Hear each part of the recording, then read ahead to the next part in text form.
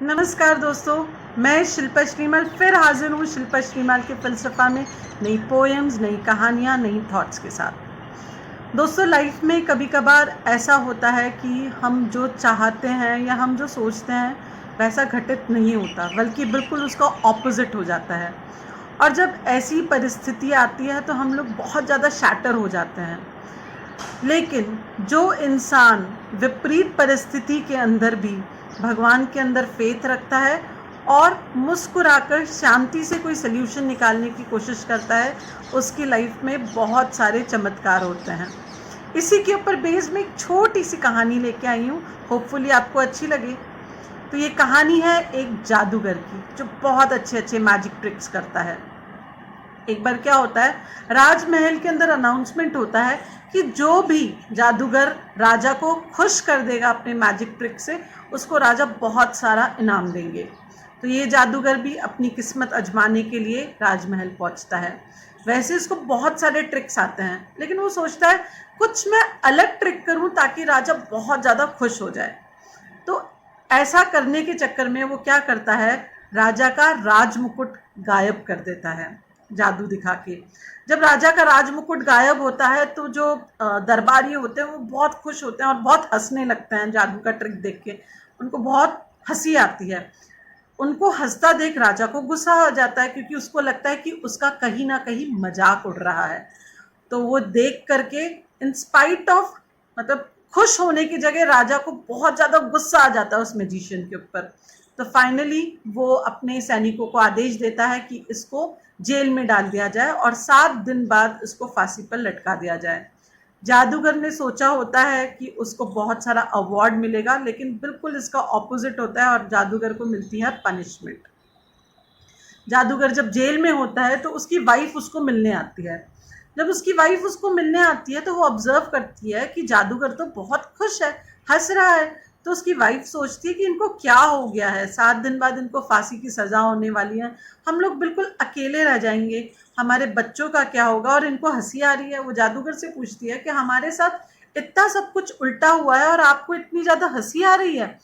तो जादूगर बोलता है कि अभी we still have 7 days left, हमारे पास अभी भी 7 दिन बाकी हैं।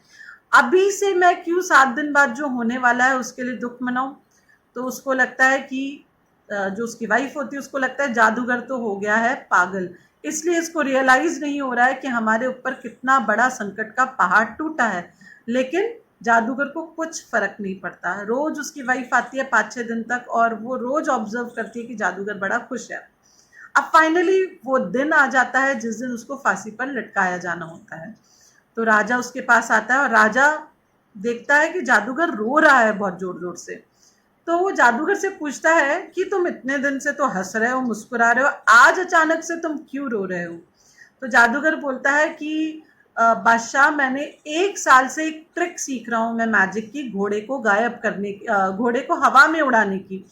लेकिन अब मुझे दुख इस बात का हो रहा है कि जो मेरी साधना है, जो मैंने 1 साल से वो साधना करी है और वो नेक्स्ट 1 साल में कंप्लीट होने वाली थी, 1 और साल लगता और मेरा घोड़ा उड़ने लग जाता, पर मैं ये मैजिक ट्रिक नहीं कर पाऊंगा क्योंकि मुझे आज फांसी लगने वाली है। तो राजा मन में विचार करता है कि यदि ऐसा घोड़ा मेरे पास आ जाए जो उड़ने वाला हो तो कितना अच्छा हो, मैं कहीं भी जा सकता हूँ, मैं किसी की भी रिपोर्ट ले सकता हूँ, मेरा मैनेजमेंट सिस्टम बहुत अच्छा हो जाएगा। तो वो बोलता है ठीक है, ऐसा ट्रिक है वाकई में तुम्हारे पास। वो बोलता है हाँ, लेकिन मुझे 1 साल लगेगा। तो राजा बोलता है ठीक है, मैं तुम्हारे को नेक्स्ट 1 और साल देता हूँ, और यदि 1 साल के अंदर तुम वैसा घोड़ा नहीं ला पाए मेरे लिए या वैसी ट्रिक नहीं कर पाए तो तुमको फांसी की सजा दे दी जाएगी वापस से। तो उसको वो छोड़ देते हैं जादूगर को। जादूगर अपनी वाइफ के पास जाता है, वाइफ बड़ी खुश होती है और उसको पूछती है ये सब आपने कैसे किया। तो जादूगर अल्टीमेटली बताता है कि मैंने ऐसे ऐसे राजा को बताया।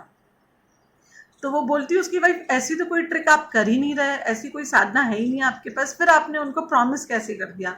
तो राजा ने बोला एटलीस्ट ये बोलने से मेरी जो मौत की घड़ी बिल्कुल सामने खड़ी हुई थी वो 1 साल और पोस्टपोन्ड हो गई है, तो तुम चिंता मत करो, कुछ ना कुछ सोल्यूशन आगे भी निकलेगा। ऐसे दिन व्यतीत होते जाते हैं और 6 मंथ्स बीत जाते हैं। और दोस्तों, 6 महीने बाद क्या होता है कि एक दूसरा राज्य इस राज्य के ऊपर आक्रमण कर देता है और राजा उसमें मारा जाता है। फाइनली राजा के मरने के साथ वो जो घोड़े वाली बात होती है वो भी खत्म हो जाती है।